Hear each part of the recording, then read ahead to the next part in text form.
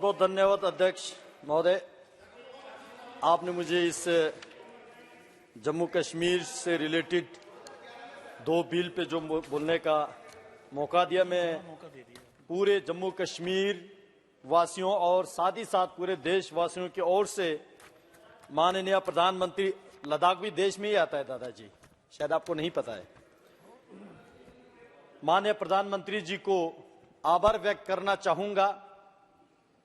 Jammu Kashmir reservation amendment bill और Jammu and Kashmir reorganisation amendment bill, जिस दोनों के माध्यम से इसको संशोधन करके जम्मू कश्मीर में एसटी कम्युनिटी हो, एससी कम्युनिटी हो, वेमेन हो या कश्मीरी माइग्रेंट, कश्मीरी पंडित, विस्थापित परिवार, सोशली और एजुकेशनली जो बैकवर्ड्स है, उन सबको एम्पावर करने का जो बिल यहां पे लाया है, मैं इस बिल का स्वागत करता हूं और बताना चाहता हूं इस बिल से पहले जब जम्मू कश्मीर में विधानसभा का जब इलेक्शन होता था, उसमें टोटल 87 एमएलएस जो चुने जाते थे और उसके अलावा 24 सीट जो है पीओके, जो कि भारत का अभिन्न हिस्सा था, है और रहेगा, उनके लिए जो रिजर्व रखते थे। दुर्भाग्य की बात यह था 24 सीट रिजर्व के नाम से खाली रखते थे, लेकिन अपने इस देश के अंदर जो लोग वंचित थे, जो लोग डिप्राइव्ड थे, उन्होंने ये मांग किया, और वो मेरे लद्दाख में भी ऐसे क्षेत्र है जो 1971 के युद्ध के बाद आजादी होकर भारत के साथ फिर से जोड़े, ऐसे तुरतुक, त्यागशी, थांग, ग्रेरी, चुलुंखा जैसे गांव। मुझे खुद याद है कि हम बार बार मांगते थे कि जो वहां से इस तरफ आए ऐसे गांव, ऐसे विस्थापित लोग, ऐसे हमारे कश्मीर के अंदर, जम्मू के अंदर, लद्दाख के अंदर जो लोग रहते हैं, जो लोग वंचित है, उन रिजर्व सीट से 1-2 सीट उनके लिए निकाला जाए। लेकिन कोई सुनने के लिए तैयार नहीं था, सबको अपना अपना कुर्सी मिल चुके थे। आज पहली बार माननीय प्रधानमंत्री जी एक बार फिर से यह गारंटी दे रहा है कि जितने भी हमारे देश के जो सिटीजन, जो गरीब है, वंचित है, जिनका आवाज जिन्होंने नहीं सुना, वो प्रधानमंत्री जी सुन के उसको जो सीट रिजर्व कर रहा है, और जो एससी के लिए पहले 6 सीट रिजर्व था उसको बढ़ा के 7 कर रहा है, और एसटी के लिए पहले 0, बिल्कुल ही रिजर्व ही नहीं था एमएलए सीट। हालांकि जम्मू कश्मीर में बहुत अच्छे संख्या में एसटी कम्युनिटी के लोग रहते हैं, उनके हक, उनके हुकूक, उनके रिजर्वेशन जिन लोगों ने शासन चलाया उन्होंने नहीं दिया। आज प्रधानमंत्री जी इस बिल के माध्यम से एसटी कम्युनिटी के लिए 9 एमएलएस की सीट जो है रिजर्व कर रहा है। मैं इस चीज को आभार व्यक्त करता हूं पूरे देश के एसटी कम्युनिटी की ओर से, क्योंकि मैं भी एसटी से आता हूं, और पूरे एसटी वालों की ओर से प्रधानमंत्री जी को आभार व्यक्त करता हूं। इसी के साथ साथ कश्मीरी माइग्रेंट और विस्थापित लोगों के लिए जो 2 सीट रिजर्व कर रहा है, और इसमें भी गौर करने वाले बात यह है, प्रधानमंत्री जी किसी भी पॉइंट को बाहर ना छोड़े, इस बात का सुनिश्चित करते हुए इसमें भी वुमेन का रिजर्वेशन गारंटी दे रहा है। मैं इस चीज को आभार व्यक्त करता हूं। वैसे देश के जितने भी हमारे नारी शक्ति है, प्रधानमंत्री जी की ओर आभार व्यक्त हमेशा करते रहेंगे। इसी नए संसद भवन में वुमेन रिजर्वेशन बिल पारित करके पूरे देश में एक वुमेन सशक्तिकरण करने का जो काम किया, उसी के साथ आज लगे हाथों जम्मू कश्मीर के विधानसभा में भी जो कश्मीरी माइग्रेंट और विस्थापित लोगों में वुमेन रिजर्वेशन को भी इंश्योर कर रहा है। उसी के साथ साथ जिस रिजर्वेशन के जो बिल को अमेंड करके इसमें जितने भी, चाहे वो सरकारी नौकरी में हो या प्रोफेशनल एजुकेशनल इंस्टीट्यूशन में हो, हमारे बच्चों को रिजर्वेशन देके प्रधानमंत्री जी जो है एक बार फिर से जम्मू कश्मीर के युवा पीढ़ी को एम्पावर करने का जो काम इस बिल के माध्यम से कर रहे हैं। मैं अभी सुन रहा था इस बिल के चर्चा पे, बहुत लोगों ने ये पूछा कि वहां पे इलेक्शन क्यों नहीं हो रहा है, और शायद असेंबली इलेक्शन के बारे में पूछ रहे होंगे, क्योंकि ऐसा तो नहीं है कि बिल्कुल ही वहां इलेक्शन ही नहीं हुआ। मैं बताना चाहता हूं, मुझे अपने पार्टी ने जनसंपर्क अभियान के मत जो चलाने के लिए मुझे साउथ कश्मीर का जो जिम्मेवारी दिया, साउथ कश्मीर के जो 4 डिस्ट्रिक्ट में जाने का मुझे मौका मिला, और वहां साउथ कश्मीर यानी कि सबसे जो मिलिटेंट अफेक्टेड एरियाज माने जाते हैं, वहां जाने के बाद वहां मुझे 2-3 रात रुकने का भी समय मिला, और वहां अपने पार्टी के कार्यकर्ताओं के अलावा वहां के दुकानदारों से, डिस्ट्रिक्ट लेवल के जो एम्प्लॉय से, वहां के अलग अलग जो स्टेक होल्डर से मिलने का जो मुझे मौका मिला। मैंने वहां लोगों को पूछा कि 370 खत्म होने के बाद 2019 के 5-6 अगस्त के जो डिसीजन के बाद यहां जम्मू कश्मीर के और खासकर कश्मीर के जो साउथ कश्मीर के एरिया में क्या चेंजेस आया, लोग क्या महसूस कर रहा है।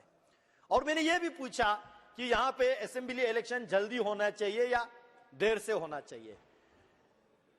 वहां के लोगों ने बोला कि इलेक्शन के हमें कोई जल्दी नहीं है, क्योंकि आम नागरिक है जो दुकान चलाते हैं, जो टैक्सी चले, जो रेडी चलाते हैं, जो नौकरी करते हैं, जो आम लोग चाहते हैं अभी के शासन जो है लोगों को जितने भी जो सरकारी स्कीम्स हो, जो डिलीवरी सिस्टम हो, जो ट्रांसपेरेंसी हो, जो करप्शन खत्म करने का काम किया है, वो 5-6 अगस्त के बाद मोदी जी ने जम्मू कश्मीर में सबसे बेमिसाल का काम किया है।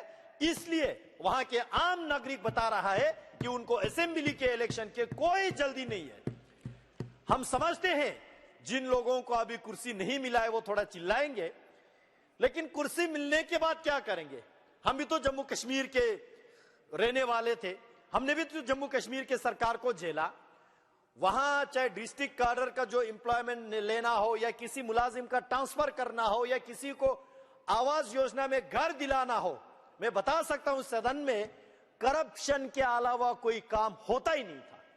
सेक्रेटरीट में जम्मू कश्मीर के किसी मंत्री जी से मिलने के लिए, अपॉइंटमेंट के लिए भी हमें करप्शन देना पड़ता था। यह दौर था आपके जम्मू कश्मीर के हुकूमत में।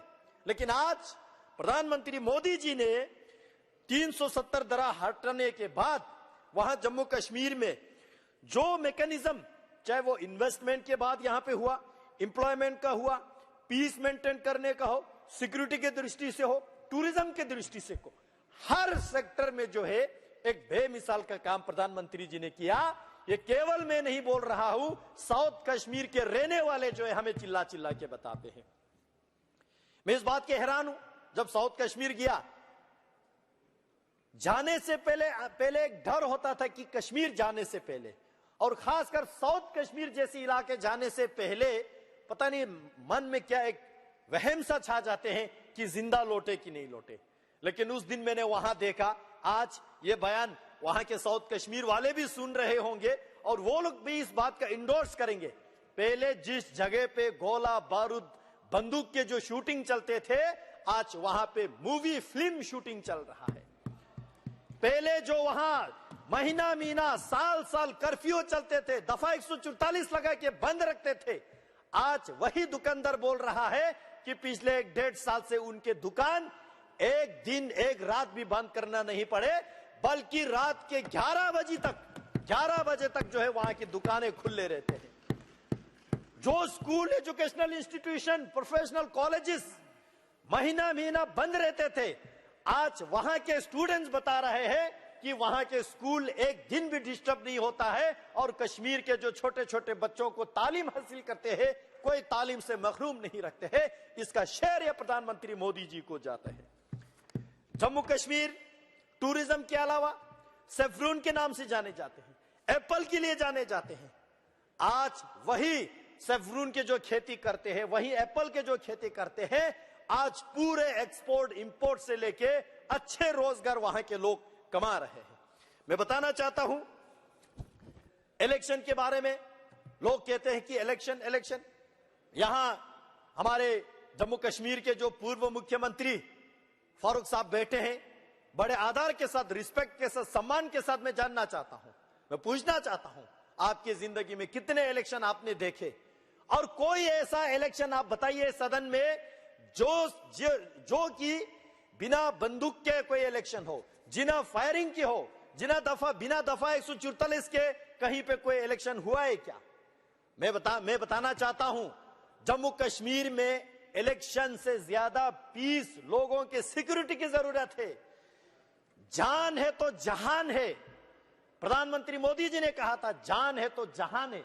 आज हम सिक्योरिटी को तख्त पे लगा के, at the cost of national security, at the cost of people's security, लोगों के जान को बाजी लगा के हम चुनाव नहीं कर सकते।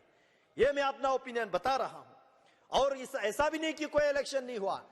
दफा 370 हटने के बाद पंचायत इलेक्शन हुआ, बीडीसी का इलेक्शन हुआ, डीडीसी का इलेक्शन हुआ, और ग्रास रूट डेमोक्रेसी और ग्रास रूट जो इंस्टीट्यूशन खड़ा करने का काम प्रधानमंत्री मोदी जी ने किया। यहां डिस्कशन में, चर्चे में आए कि 370 हटाने के बाद हमने क्या हासिल किया। शायद बहुत कम लोगों को यह जानकारी होगी कि हमने क्या क्या हासिल किया। मैं बताना चाहता हूं, जम्मू कश्मीर में इन्वेस्टमेंट 2019-20 तक 297 करोड़ रुपीस के जो इन्वेस्टमेंट आया था, आज के डेट में 2153 करोड़ का इन्वेस्टमेंट जो है जम्मू कश्मीर में अभी तक आया है। प्रधानमंत्री ग्राम सड़क योजना के माध्यम से 2019 तक 1175 किलोमीटर के जो सड़कें बने, आज 2023 तक जो है इसको बढ़ के 8066 किलोमीटर का जो रोड पूरे जम्मू कश्मीर में कंप्लीट प्रधानमंत्री मोदी जी ने किया। पहले जम्मू कश्मीर के जो अपने छोटे मोटे स्कीम से house hold tap water connection केवल 5,75,000 हाउस होल्ड को ही दे पाया, यानी कि पूरे जम्मू कश्मीर के 31% लोगों तक ही सीमित था। आज उसको बढ़ा के 72%, यानी कि 13.54 लाख हाउस होल्ड को जो है वहां पे टैप वाटर का कनेक्शन दिया।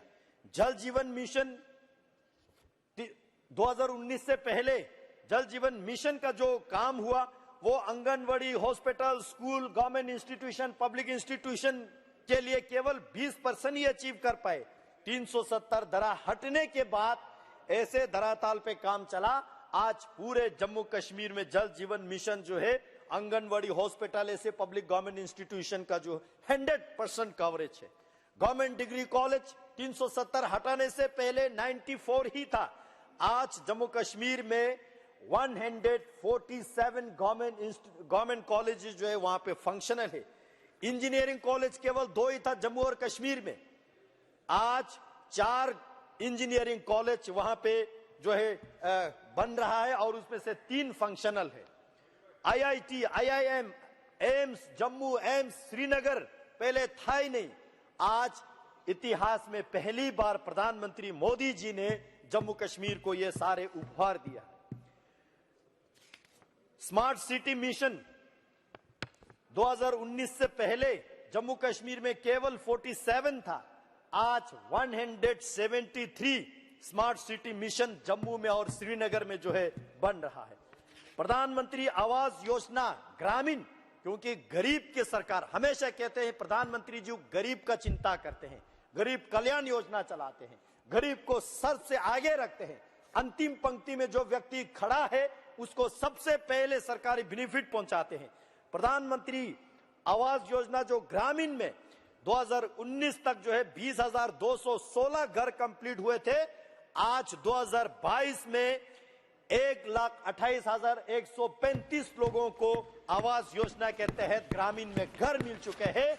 ये सारे प्रधानमंत्री मोदी जी को आज धन्यवाद दे रहा है। प्रधानमंत्री आवास योजना अर्बन में 2019 तक 4,024 केवल मात्र था, आज 17,058 जो है आवास योजना ग्रामीण में लोगों को घर मिल चुके हैं और उन घरों में जो लोग रहने लगे हैं।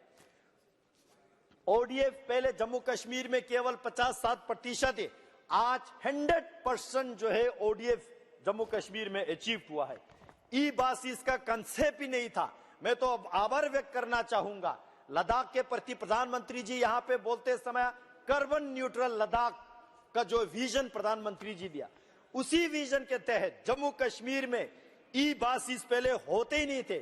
आज जम्मू कश्मीर में 150 ई बासिस, जिसमें से 75 जम्मू में, जिसमें से 75 कश्मीर में जो है सिटीज में ये ई बासिस का सेवाएं जो है लोगों को प्रदान किए जा रहे हैं। उसी तरह नेशनल ई गवर्नेंस का कंसेप्ट जो है